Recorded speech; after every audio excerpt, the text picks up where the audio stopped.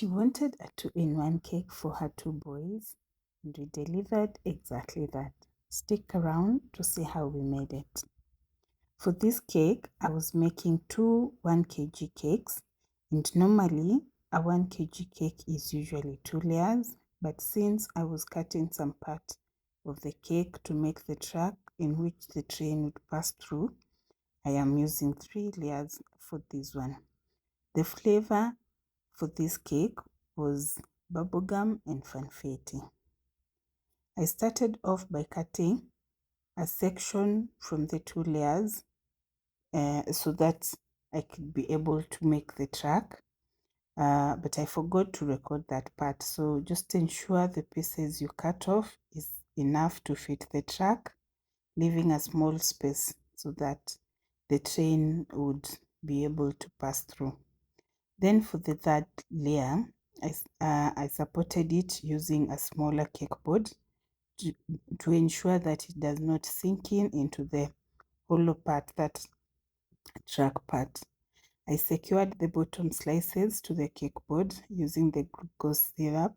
I also used dowels on each side to ensure that the cakes would not move.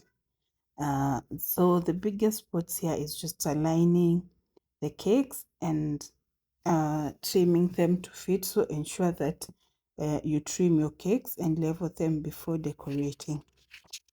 So you go on to just keep on checking and see if the track fits and test it out to see that the train is able to pass through.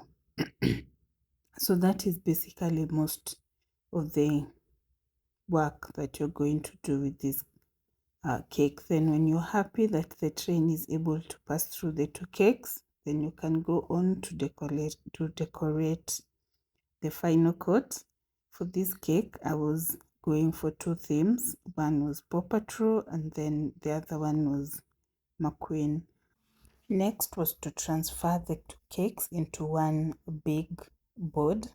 And for this, I knew I didn't have the liberty to keep on turning the cakes as I was working with whipped cream. I had already mapped out where the cakes would go. You can notice I had drawn some circle lines.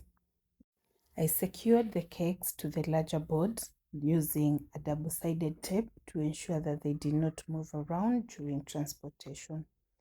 I also secured the track using hot glue, and there you have it, our moving train cake. Will you be making this cake?